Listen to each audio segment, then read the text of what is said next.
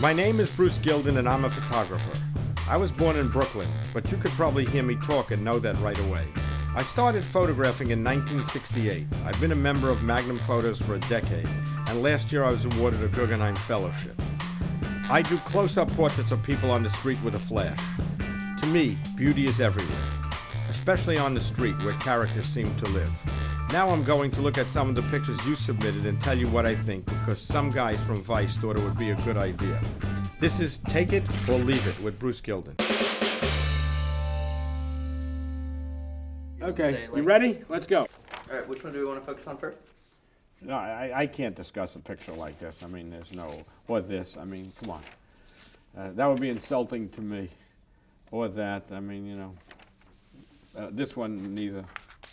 That one's just something out of focus that you take when you're rewinding your roll. What if you had 100 like this? You know, there's strength in numbers. I don't think that way, but I find myself saying that a lot in workshops. Well, if you did 50 like this, you know, maybe you'll have a book or a body of work. I mean, that's where the concept comes in. I'm not for, you know, concepts that aren't realized well. Now, in this picture, I love the guy's hat. I like the expression on his face. I just find that it's totally out of focus. And it looks like something that could have been from a movie. You know, The French Connection or something, okay? So it has credibility from that standpoint, but as a photograph, it doesn't have much credibility for me because it looks like an accident. And I like accidents in photographs, but accidents that go along with something that isn't an accident. Like there's a conscious way of how one works. And then you have the accident that most times spoils that picture, but in this instance makes it work. So when I look at this, I don't know if the photographer wanted to take this, you look, or it's just a total accident, and it's not that good anyway, okay? So, next. This photograph here, let me start by saying that it's not a very good photograph. This would be very hard, unless it was perfectly done, to be a good photograph. Not only is the picture not formed well, because as you see here, you have the gun here and then there's nothing over here. I mean, it's just empty, dead space. But the other thing is, there's a line by the philosopher Santayana that says, if you don't know anything about history, I'm paraphrasing, you're condemned to repeat it. And this photographer obviously doesn't know much about history because there's a very famous, well, a photograph by William Klein from his New York book with a little kid in Brooklyn that has a toy gun to his head and he's making a face like this. And he's cross-eyed, so he looks a little bit different, okay? And if you knew that picture, you could learn several things. You could learn from the composition of that picture, which is much better than this, even though that's not one of my favorite William Klein pictures. So you would know how to form this picture better. And also you would know that if you're going to do something that's evocative of a pretty famous photograph in 20th century documentary photography, you'd have to do better. Next, let's go to this one. Okay, I like photographs where you make up a story. When you look at the image, the viewer wants to make up a story. So in this particular image, which I think is relatively well done, it could have been a little better. I am not sure if I like that he has an apple in his hand. I think if he didn't have the apple and he has a little schmutz on his face here from eating the apple. But the story here for me is you have a fairly attractive woman right here, and here's an older, lecherous type man, or he desires her, I would say, you know, to have some sort of intimate affair with her. And he doesn't realize that she's a sorceress. Because you see in that apple, which she has given him, there's actually some sort of drug. And if you notice, there's a guy here lying in the back, totally unconscious or sleeping. He could be dead. I don't know what she had in the apple. But that was her victim before, because she's very used to having all these older men come on to her because she's relatively attractive and she's a relatively nice person, so she's easygoing. She got tired of it. So he had eaten the apple, and this is what happened to him. Now also, to have a good photograph, the details are very important. Even though all the action is the older man looking at the younger woman and desiring her with his eyes, devouring her, I should say is a better word, and is the focus of the picture, without the person lying here, your eye wouldn't go from this couple to him.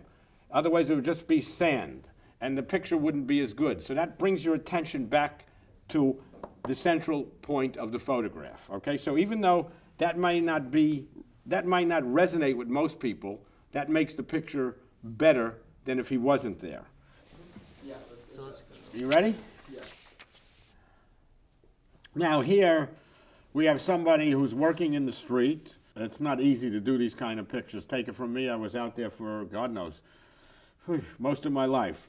This one here, to me, is not organic, okay? Going from here to here to here to here, it's not very natural. It's not a picture that would make me want to look at it intently and ask what's going on, because I don't like how the picture flows.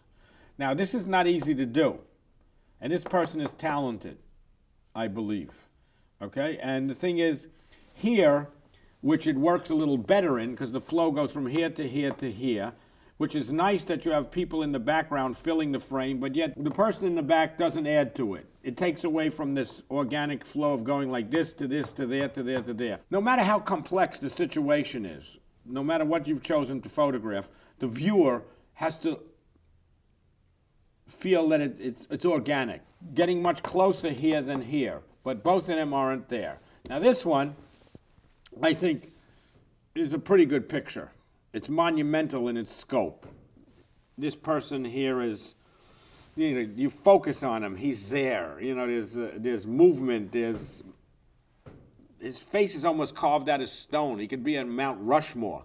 And then you go into this face, which is good. In that face, he has his eyes closed in the sun. It's very nice. I think the only improvement that I could have seen in the picture, which is out of really the photographer's control, is if this woman was in a different place. Because I think that's what I would have preferred, to not have her there at all. Because when you go to her face here, she takes away from this. So it's a little blip in the roadmap. But otherwise, I think it's a very good picture. And I'd like to see this printed very large. I like this picture. It's my favorite picture of the three, by far. Oh, the fire eater. This photograph makes me smile, okay? It's a photograph that a lot of people would take, whether you have any expertise in photography or not, because you have a one-line joke here, okay? It's ultimately not so funny. It's very obvious, and that's what the weakness in the picture is.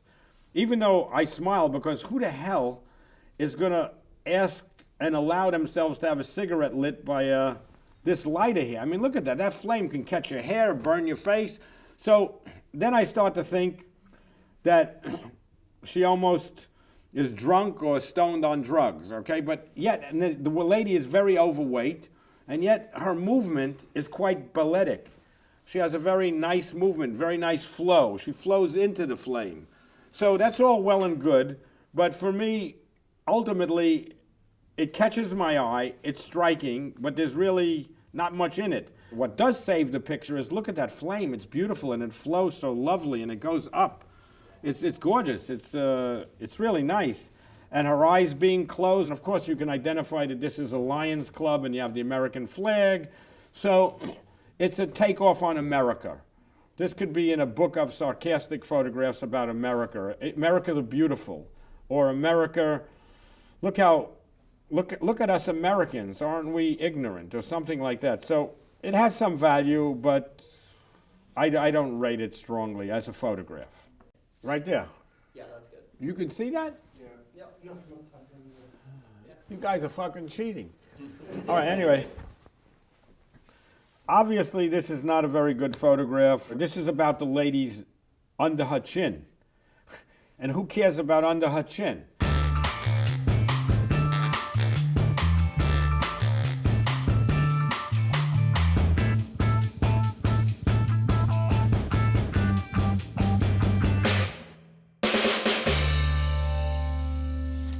So did we get something? Yeah, that was it. No.